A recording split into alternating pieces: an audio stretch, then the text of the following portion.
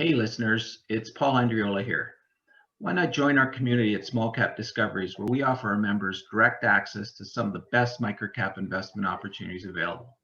Our members are getting access to premium microcap financings, research reports, and direct access to management. Sign up today at www.smallcapdiscoveries.com.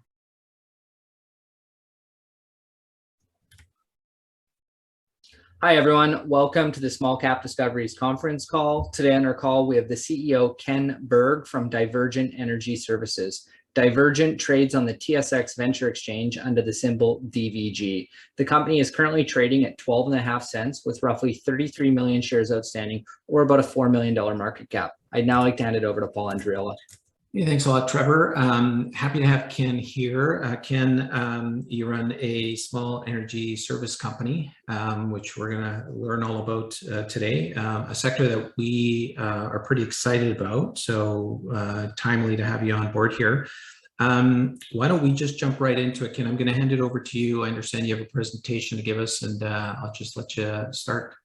All right. Well, thanks, Paul, and thanks, Trevor. Excited to be here today. I've followed you guys for a while, and we'll get started. And for everybody that's listening in, this slide deck has already been posted on our website at the close of market today, so it will be available.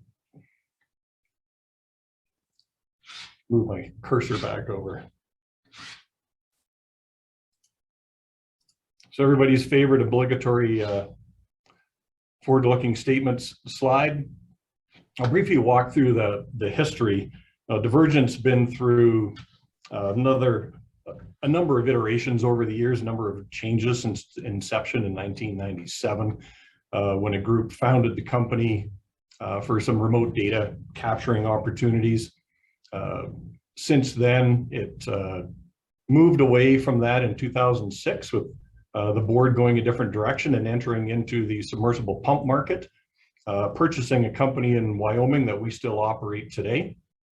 In 2009, some new management had an opportunity to enter into Mexico with a line of flexible pipeline products and further expand into oil and gas construction. And we did that for a number of years before my time, and then just into my time in late 2012 when I joined.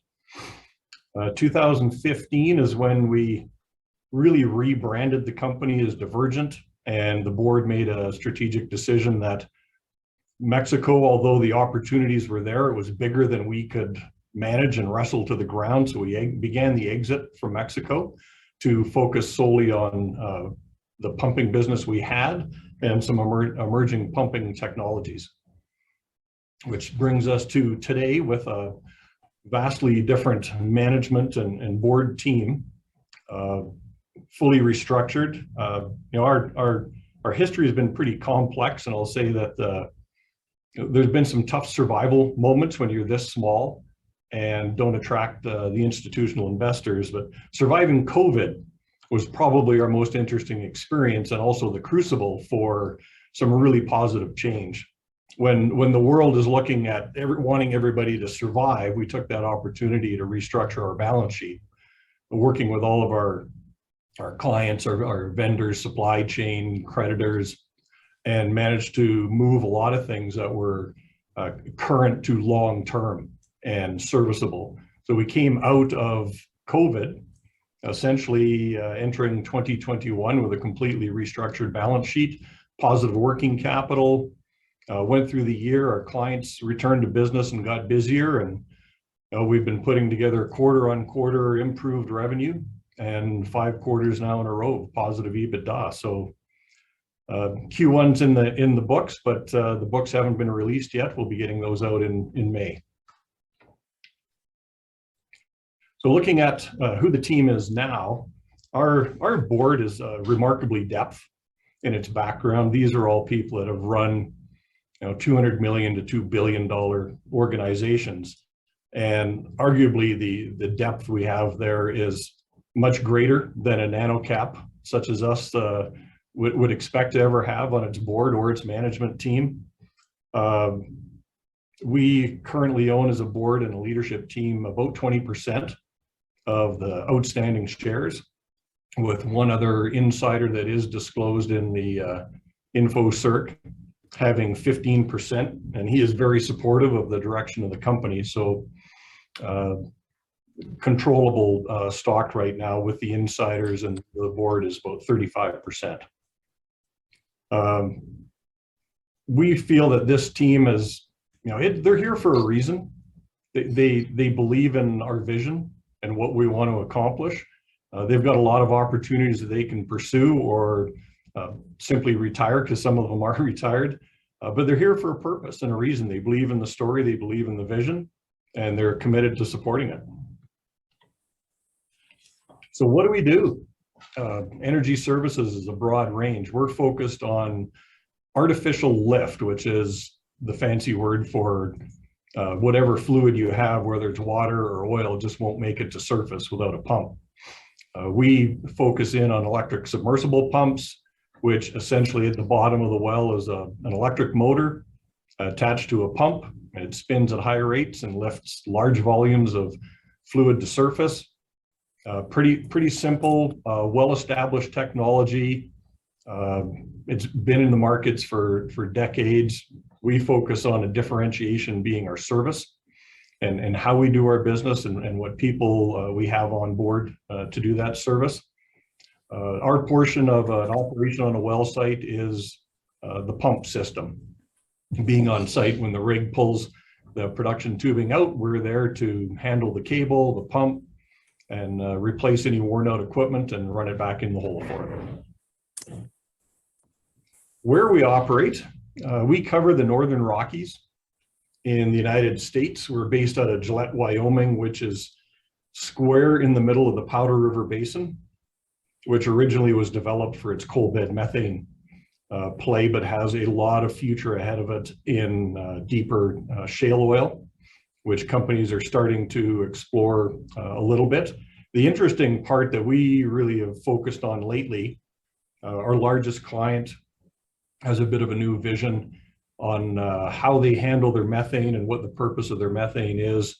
It's frac free, which means a lot in the United States right now. It's never been fracked, it's naturally fractured. So that goes a long way on the ESG side for that client.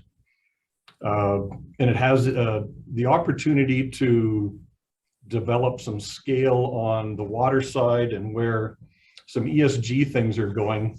And as we look at a typical well, this is kind of the change that we're seeing evolving in the Powder River Basin. Is previously it was all about the left side of the screen here, is it's producing methane, getting it distributed to people's homes into power generation. There's an interesting movement in the Colorado Senate, or at least there was pre-COVID. I don't know if their Senate's gone re-sitting yet. They're going to designate methane captured from coal as being part of its renewable energy mandate, and make certainty that methane that was being burned in their power generation units included a certain percentage of captured methane. And if you follow the ESG side of the world, capturing methane is really important. It's the most harmful greenhouse gas we have. So producing it from this coal seam, which does slope upwards to coal mining to the east, the more methane that's pulled out, the more methane that's captured and kept out of the atmosphere. On the right side of the screen is kind of where the future of this basin has a great opportunity. If you don't have to look too far to see the drought conditions across the United States and all the watersheds that come out of Wyoming, they don't get too far before you're running out of water.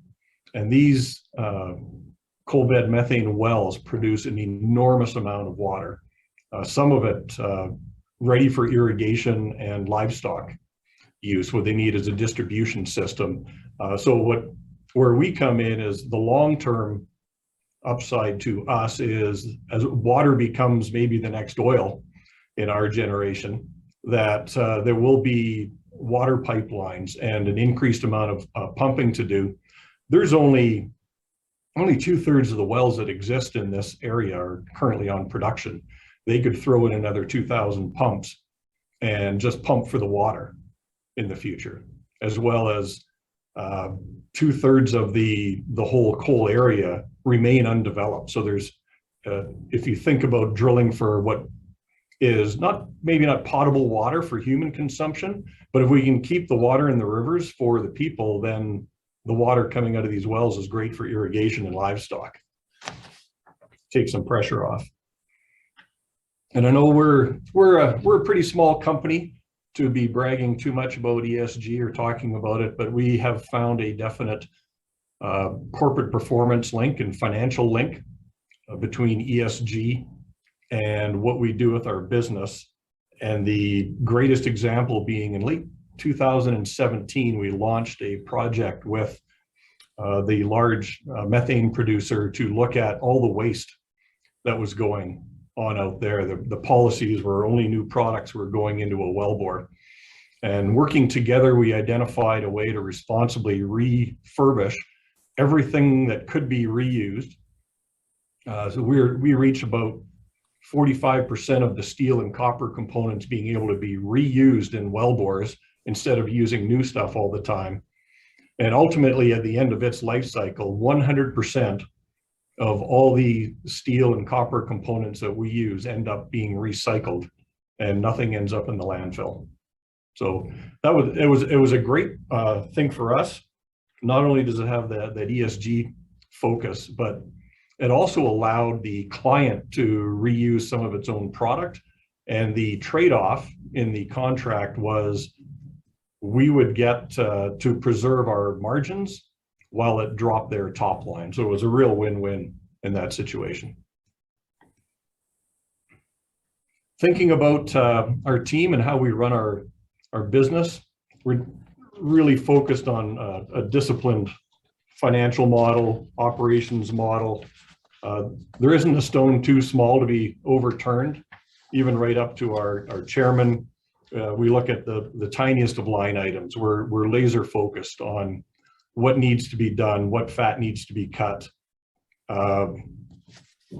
We continue to look at our cash management strategies. We have some opportunities that we're looking at, we're always looking at, that it's really important to us that we're nailed down the existing business. It's healthy, it's strong. We have a good safety program. Our cash flow at the most it can is being directed towards growth opportunities. Our debt is in line, extended, and serviceable. And we've got some great business and technical skill partners that I'll get into a little bit that are helping us right now to evaluate targets.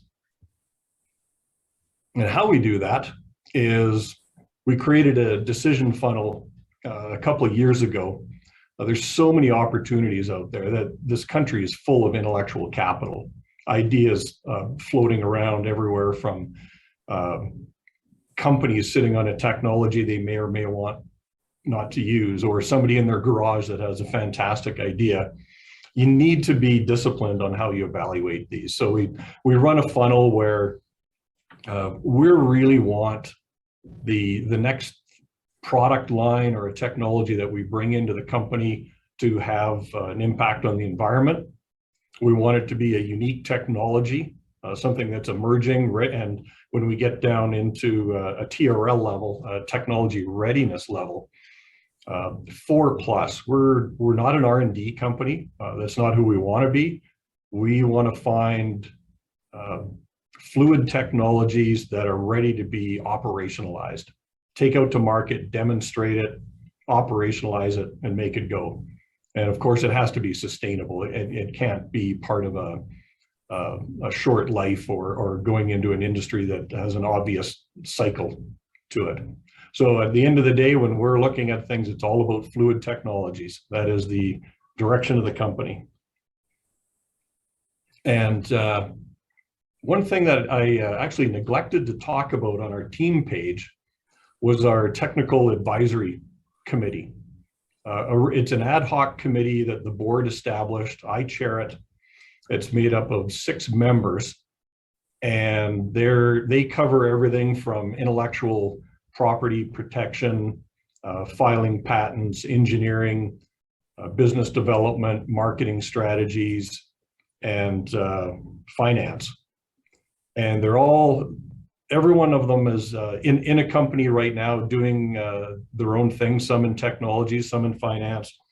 They all came to us identified by somebody on the board or in management when we formed this team 2 years ago to give some direction and bring some opportunities to us and funnel it, define it through the funnel, toss things in, see what comes out the bottom. And when this committee is happy with analyzing a technology or a potential acquisition of a company that has something we want, they would make a recommendation to the board and I would take it up on their behalf. So why Own Divergent today? We are focused on sustainable fluid technologies. We believe that's an important part of not just the energy business that we're in. It is a non-renewable resource, hence by name. We need to transition to other things in the future, but while we're transitioning, there's a lot of things we can do to improve the footprint we have. We have a rock solid service reputation, ESG performance. The work we did in 2020 and 2021 has really shaped our balance sheet to be able to take advantage of emerging technologies, things that before COVID, we would have been on the sidelines watching because our balance sheet just was upside down and didn't have us in a realistic position to leverage anything. So we are a significant opportunity for growth right now within the existing business we have and the business that we're looking at. And we are always looking at opportunities, a number of technologies at any one time. None of them are ready to be talked about today, but when they are, everybody will know. And that is my deck for today, Paul. Fantastic. Thank you so much, Ken. Love to ask you a few questions here, if you don't mind. We did cover a lot there, but you mentioned that right now you operate sort of in the Northern Rockies, the Wyoming area. What kind of addressable market do you have in that area? How much, theoretically, how much revenue could you generate from the products you're selling right now in that area? We've seen independent pump companies like ours grow to be 50 to 100 million in sales, taking up a reasonable market share in the Northern Rockies, then expanding down into Texas, Oklahoma. Those are the big wheelhouses. It would not take much market. The market size doesn't have to increase for us to increase our market share. It's a $1 billion market in North America for ESPs. And the industry went through a pretty serious consolidation where between 2005 and 2015, all the big boys, as it were, Halliburton, Schlumberger, the big names in artificial lift swallowed up most of the independent pump shops, leaving us as the only independent ESP company in the Powder River Basin. And there's others in the Northern Rockies that focus on rod pumps or other things, but we are a little unique in this market space right now. So there's room for us to grow. The Wyoming crowd, Colorado, North Dakota, Montana, all very much like to buy local. You hear that a lot in the news about buy America, buy local. That extends to most every walk of life down there. People in Wyoming want to deal with Wyoming-based companies. They really do. And we get a lot of preferential treatment that way and chances to tender on work. Perfect. And then give us a better sense. So one of these pumps, what do they traditionally sort of cost and how long do they last? I mean, do they have a lifespan and you replace it with a new one at some point? How does that work? Yeah, it's a wide range. Pumps, of course, I'm stuck talking in barrels per day as a lot of people in the energy industry are, but I've also become much more bilingual in numbers as we operate an American entity. So small pumps would be 150 barrels a day, and the largest pump we might sell could be 5,000 to 10,000 barrels a day. So, and it's a vast range. With the smallest installation we do might only be $10,000, whereas a big one might be $250,000 on a newly drilled deep shale oil well in Colorado, with brand new everything going in, is, that could be a $250,000 installation. And how long do these things usually last? Do they have a lifespan? Yeah, usually, if it's in a favorable environment, they'll last 7 to 10 years. If you're just pumping water or clean oil with water, what eats them up over time is sediment coming out of the reservoir. And that happens with water too, right? Silt and fines eventually come in.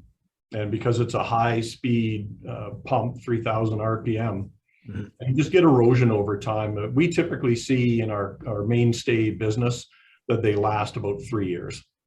And that's a perpetual treadmill that you get on. We have about 4,000 pumps that we're looking after for one client, and they last about 3 years.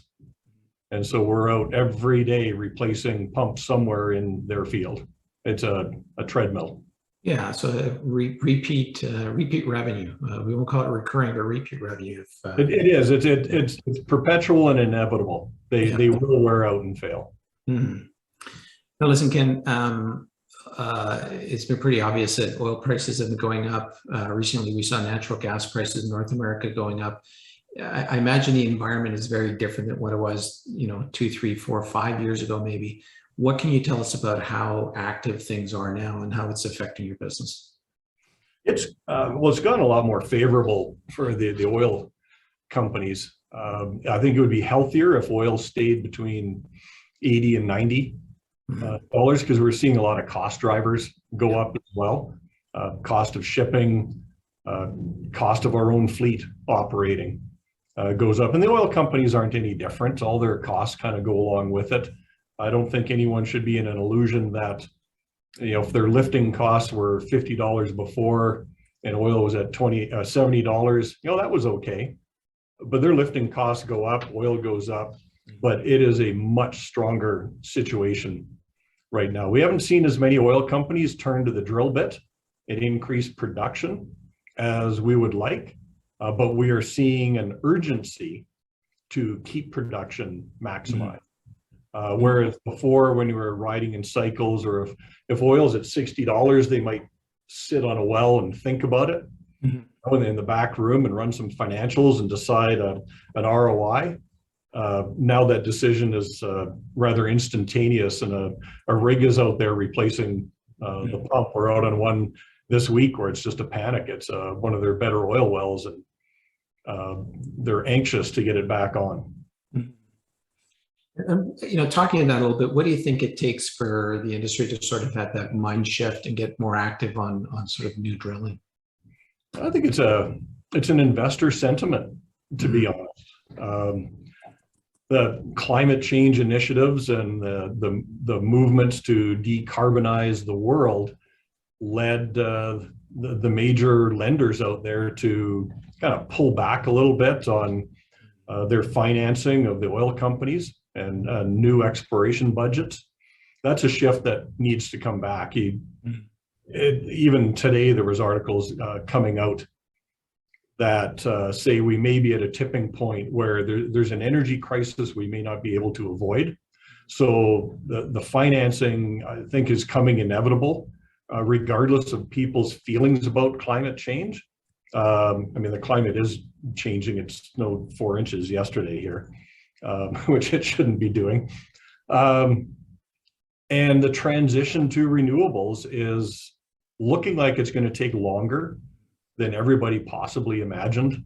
The raw materials and resources, it's not the desire for a transition globally, it's the ability to make that change. So fossil fuels are going to be around during this transition for a very long time.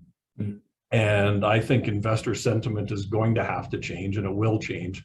And it'll get oil companies back to work in a meaningful way to get production up.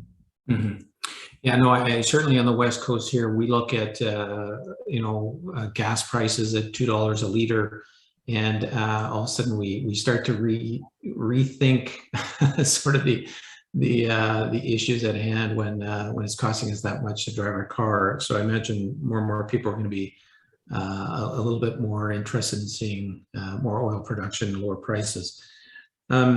Ken, you talked a little bit about some sort of initiatives. You guys are looking for new technologies to help grow the business. Well, what else can you do to grow the business? Geographically, like we said, you're sort of centered in one area. Do you move geographically into other areas? Do you acquire other companies when you see, when you have the capacity to do that? How do you grow the business from here? It's a mixture of organic and acquisitions or mergers with like-sized companies. We're the only company our size in the Northern Rockies.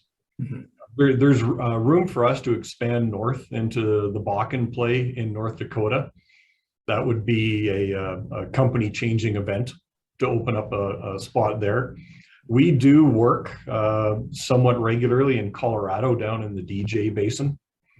So that is a place, and my philosophy operationally is we'll continue to work out of Gillette. And if you find yourself going a far enough distance, say a 5 or 6 hour drive, and people are spending more time away from home than they are at home, it's time to buy a new shop and send some people down there so they can move their families and be with them more often. Outside of the Northern Rockies, there are some companies that are our size in Oklahoma and in Texas. And, they know who we are and we know who they are. We did look at one in 2018, and the willingness was there, but the markets weren't ready for it. 2018 was a tough year, as was 2019, and the capital markets weren't supporting deals under $100 million, so there wasn't anything we could do about it. We wanted to get it done, we just couldn't get it done, so we had to walk away from that opportunity. I believe those times have changed. Things we're hearing that there's support out there for those movements. So those are the things that we'll look at in the very near term. Is what are the opportunities for us to combine forces with one or more companies that are our side and create a network of pumping companies across the United States.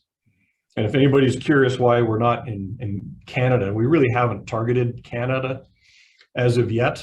These pumps aren't used very much in Canada. We're more pump jacks and other types of submersible pumps, just due to the nature of the oil.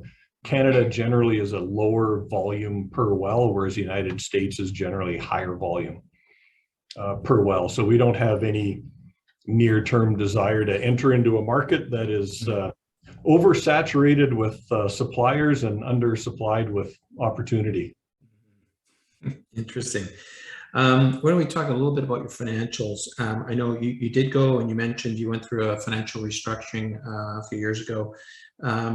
Give us a sense of kind of where you're at revenue-wise and what your balance sheet looks like. Do you think you have a need for cash? What can you tell us there?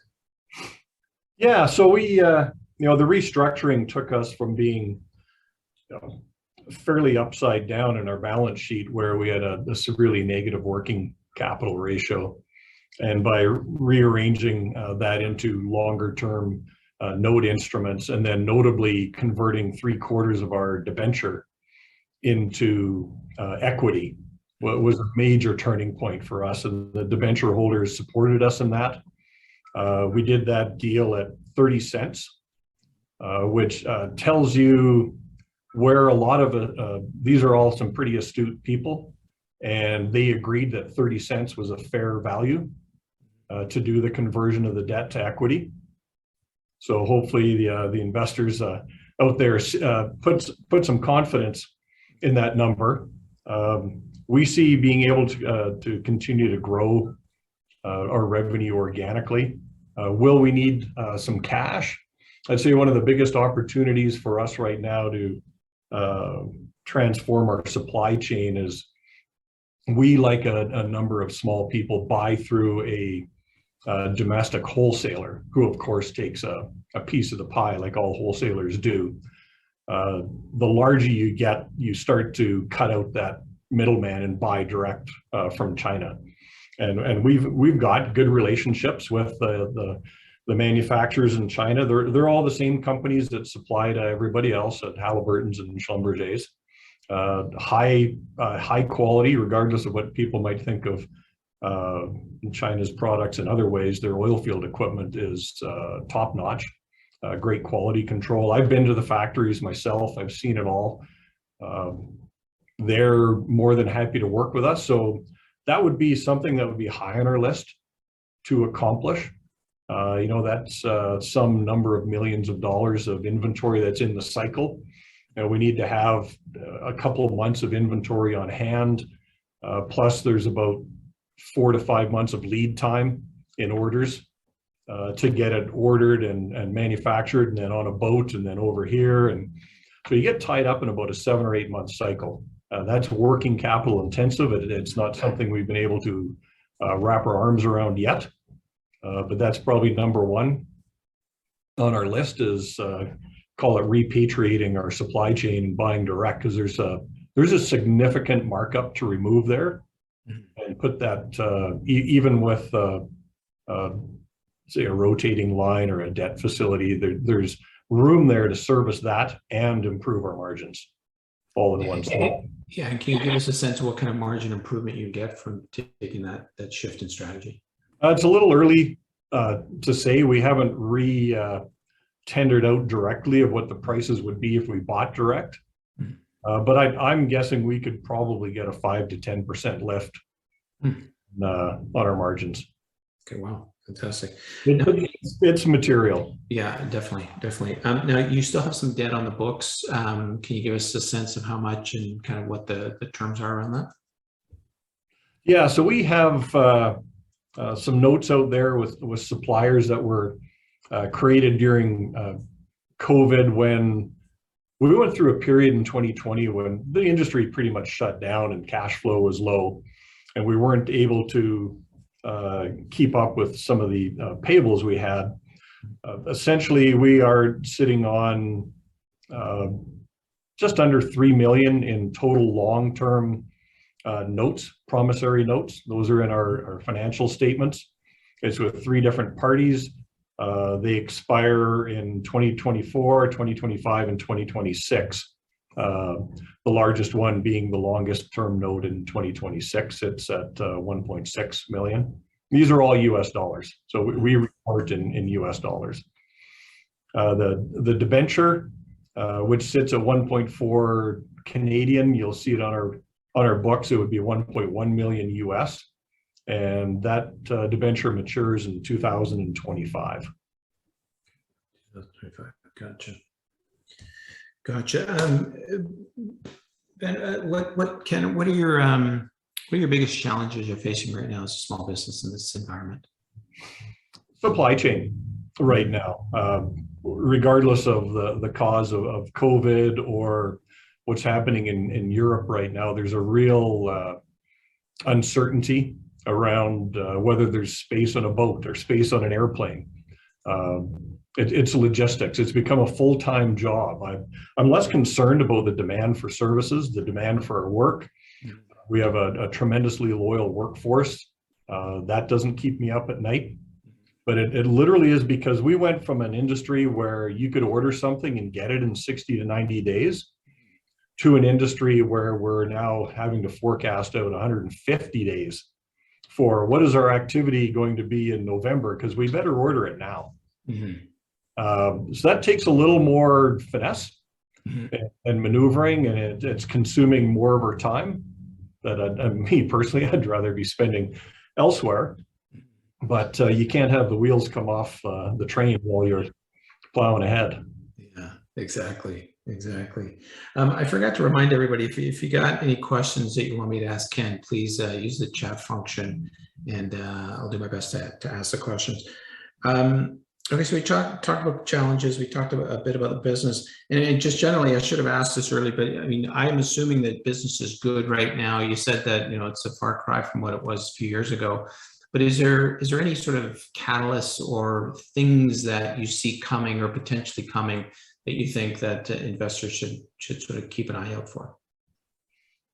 Yeah, it's right now we've never, like in my time with Divergent, we have never found ourselves in a time in the market that we're more confident about. We're by nature been through so many cycles in the oil and gas industry, but all signs and arrows point to some certainty and some stability in the markets, just because it's underfinanced as a whole.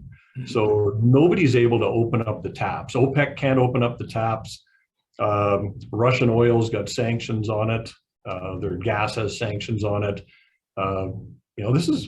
It's good for Canada. It's good for the United States. It'll be good for Divergent. There's opportunities all around us. If we maintain our hands on our supply chain and we get to have our products here, because they have to be on the shelf in order to sell them. When a pump fails today, it needs to be replaced tomorrow or in a week, right? And no one's going to wait months for their product to arrive. So those substantially are the organic opportunities. There's, as I'd kind of spoken to earlier, our technical advisory committee does a wonderful job of bringing us ideas, and some of them are very meaningful. We're having a real deep dive and looking into them. We haven't convinced ourselves that any one of them is right for us yet, but we're thinking fairly positively about some of them, and they might be inside our industry and they might be outside our industry. One of the ideas that we've had is like people skills are transferable within industries. Let's have a look at technologies within our own industry that might be applicable to other industries.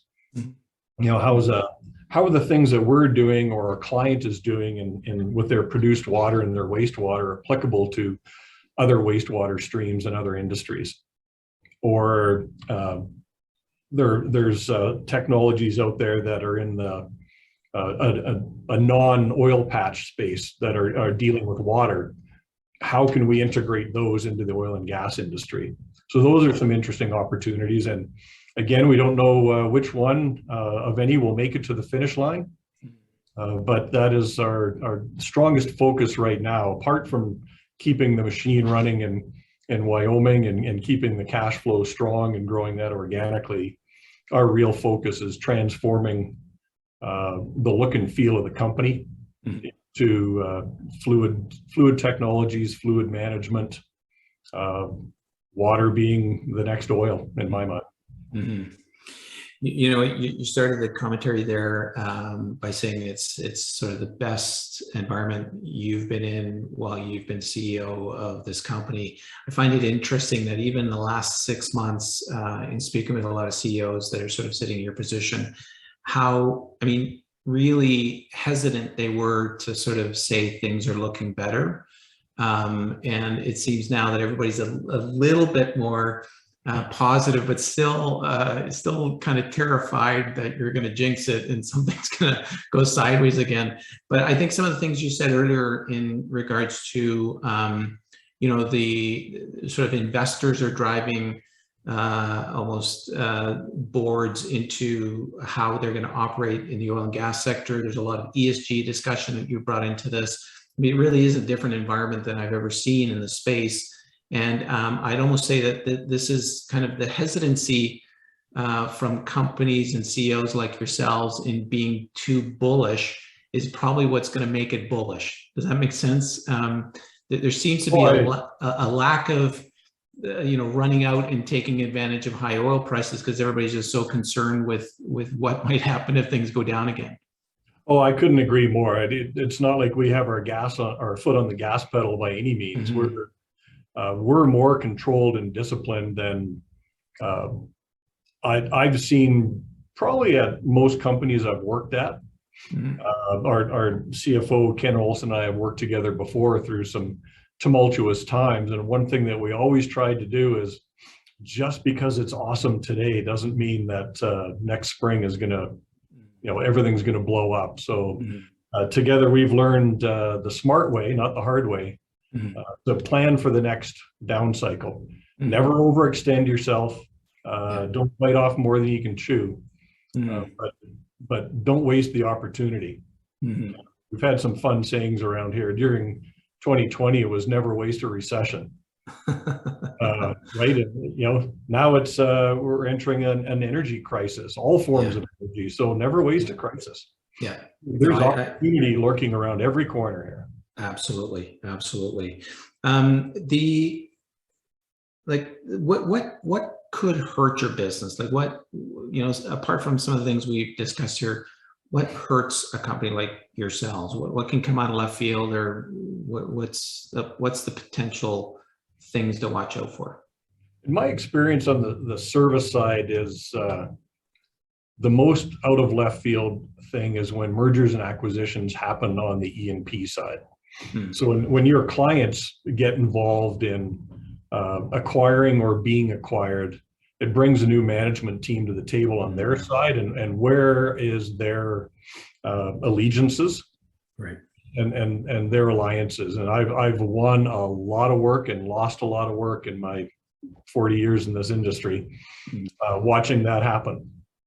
That's probably our biggest risk is what happens if one or more of our major clients gets bought up by another client and they've got some strategic alliance with a competitor. Right. So, our single-minded focus when we talk about our revenue stream and our income is diversification. Right. We disclose it in our financials. We're heavily reliant on one customer that we managed to keep through a series of amalgamations. That used to be 4 that were doing all the same work, and somebody came along and bought them all up, and we came out thankfully with all the work. Yeah, good. Okay, listen, as investors, and we're looking at your business right now, what do you think are the metrics? What you would pay the most attention to determine whether you guys are executing your business plan? We watch I'm speaking operationally right now, because we're at our size. We watch our burn rates acutely. Myself, the CFO, the executive chair, and our controller meet weekly with a weekly cash flow forecast. And that rolls out 12 months on a weekly basis. That's how tight we're running this ship. We want to know if there's a surprise coming in 6 months on a weekly basis. We watch every metric of cash going in, cash going out, future obligations, debts coming due, changes in our the covenants in our promissory notes. When are they escalating? When is there any risk of a change in the market making it unable to service that? So we're looking under a microscope at everything on a weekly basis, quite a ways out. Not a normal situation in my experience. And one last question I see from our group here. You did mention you've got one large client. What percentage of your business is that one large client? Right now, they're over 90%. Okay. When we exited 2019, it was a very different picture. We were probably 3/4 and diminishing as we were growing our business outside of that one client. And that it appeared that it was our breakthrough moment. And then, of course, into 2020 when COVID came along and virtually shut everything down, and now we're rebuilding that momentum. So for some period of 2020 and into 2021, they were 100% virtually of our work, as oil companies sat back on their production because gas recovered first, oil recovered second. Most of our customers had just sat without producing their oil. Like their pumps were just turned off. Gotcha. Ken, this is a bit more of a macro question, but you know, do you see oil prices reducing if we hit a recession come fall that some economists are predicting? How do you think that affects oil and gas in North America and eventually your business? As that's the $1 trillion question, isn't it? I read an interesting article this morning on the two government policy philosophies to bring the price of oil and gas down, because it needs to in some effect. People can't afford to pay $2 a liter for gasoline forever or worse, with the yin and yang of it being one policy wants to bring in prohibitive business environment to stop people from wanting to use hydrocarbons, carbon taxes, and give incentives for EVs and different things. So trying to shove down the demand for the product. And the other one is what we're actually seeing is policies and a movement that have hindered lenders and banks to invest in oil companies to produce it. So we've in effect not done what we probably wanted to have happen by reducing the demand and lowering the price of oil and gas. We have reduced the production, which does not appear to be any immediate cure. So I don't know where the risk resides for oil and gas to come down unless there's some significant global policy changes in how they want to drive home a transition. Right now, there's no incentive for oil companies to start drilling again. Well, I would argue, you know, $8, $9, $10 gas and oil, you know, consistently above $100. I think that might be enough incentive for at least some. What I'm hearing, and maybe you can validate this or not, but there's a lot more private companies that aren't sort of beholden to shareholder revolt that are doing more of the drilling than some of the big public companies who are, you know, being sort of told what to do by some funds or some ESG groups. So I don't know if do you see that out in the space? I do. We operate in a region where it's predominantly private companies. Northern Rockies have largely been that way. They actually have their own industry association of independent companies, whether they're a small cap, junior, intermediate. Most of our customers are private, so they're making their decisions based on what they want to do. They are definitely more bullish than the big guys in our area, like the EOGs, Chesapeake, who seem to be paying down debt, buying back shares.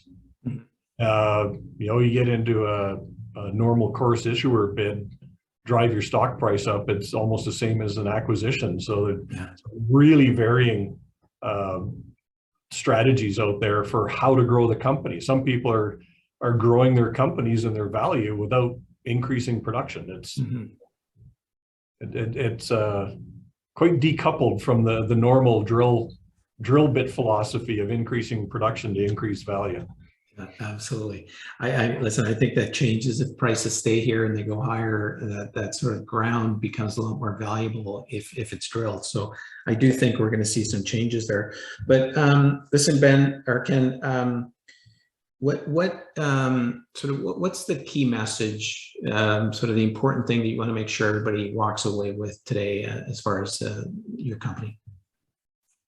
Well, for everybody that's listening today, and anybody that's followed us for a while or is new to us, you know, we've done a lot of hard work in preparing a stable base, the groundwork for what's about to come next. We have some aggressive plans.